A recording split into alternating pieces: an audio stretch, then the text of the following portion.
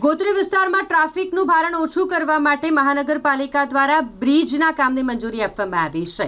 એટલે yes complex 4 રસ્તાથી લઈને સેવાસી સુધી બ્રિજ બનાવવામાં આવશે. બ્રિજ બને તે પૂર્વે વોર્ડ નંબર 10ના કોર્પોરેટર ઉમંગ બ્રહ્મભટ્ટ વોર્ડ નંબર 10ના અધિકારીઓ સાથે યસ કોમ્પ્લેક્સ 4 રસ્તા ખાતે પહોંચ્યા. તેઓ દ્વારા નિરીક્ષણ કરવામાં આવ્યું. બ્રિજ બને તે પૂર્વે આખા જ રૂટનું તેઓ પહોંચ્યા હોય આ દરમિયાન તેમણે અધિકારીઓને આડે હાથ પણ લીધા. બ્રિજ બનાવવાની કામગીરી તો હજુ શરૂ થવાની બાકી છે, પરંતુ તે પૂર્વે જે કામ જરૂરી છે સાફ સફાઈનું તે કરવામાં આવે તે માટે તેમણે અધિકારીઓને ખખડાવ્યા હોય તેવા પણ દ્રશ્યો સામે આવ્યા છે.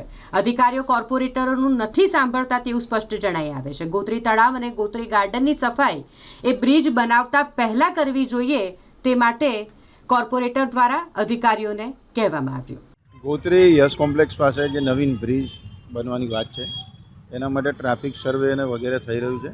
તો એને કેવી રીતે હેન્ડલ કરવું, આવનારા ભવિષ્યની અંદર એ બ્રિજ બને ત્યારે બીજી જે ટ્રાફિકની સમસ્યાઓ ઊભી થાય તો એને કેવી રીતે નિવારી શકાય, બ્રિજની ડિઝાઇન કઈ રીતે કરશે, એ બધું અધિકારીઓ આજે તપાસ માટે આવ્યા હતા અને જે જરૂરી સૂચનો હતા મારા તરફથી મેં અધિકારીઓને કર્યા છે.